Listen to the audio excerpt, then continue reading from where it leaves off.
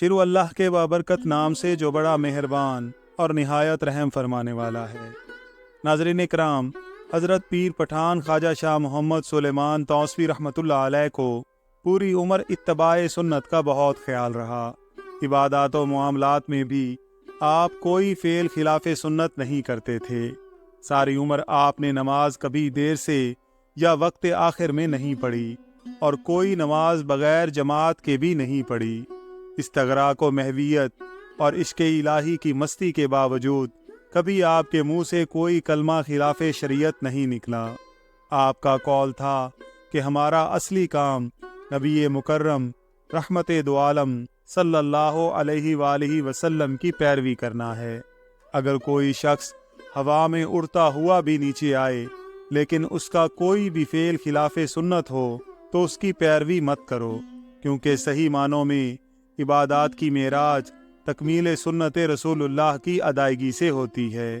حضرت سے محبت اور عشق اس بات کا متقاضی ہے کہ حضور سرور کائنات کی سنت کی ہر لحاظ سے اتباع کی جائے۔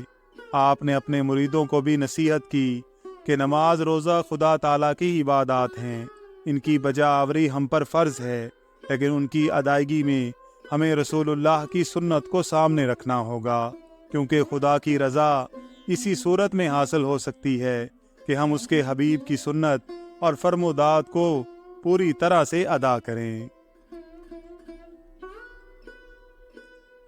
آپ فرمایا کرتے تھے کہ درویش وہ جو شب و روز مجاہدہ میں رہے، اپنا وقت زیادہ تر ذکر و فکر میں بسر کرے، اس کی طلب فقط رضائے الہی ہونی چاہیے، اور اس حالت میں اس کو کچھ انوار یا اسرار یا کشف قبور وغیرہ ہویدہ ہوں تو ان کو مخفی رکھے اور کسی کو نہ بتائے۔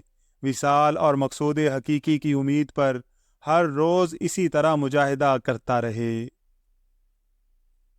جو شخص غیر شرع افعال سے پرہیز نہیں کرتا وہ ترقی کی پہلی سیڑھی پر ہوتا ہے اور وہ منزل مطلوب پر نہیں پہنچ سکتا، اور جو شخص بقا باللہ کے درجے پر ہے وہ منزل کے آخری درجہ پر ہوتا ہے، کیونکہ وہ حلقہ شریعت سے ایک قدم بھی باہر نہیں نکالتا، بلکہ شب و روز حسب معمول مبتدیوں کی طرح مجاہدہ اور ریاضت میں لگا رہتا ہے۔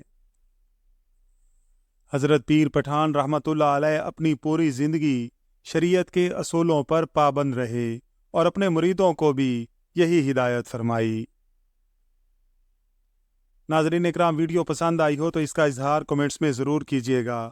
اللہ تعالیٰ سے دعا ہے کہ اللہ تعالیٰ ہم سب کا حامی و ناصر ہو، آمین یا رب العالمین۔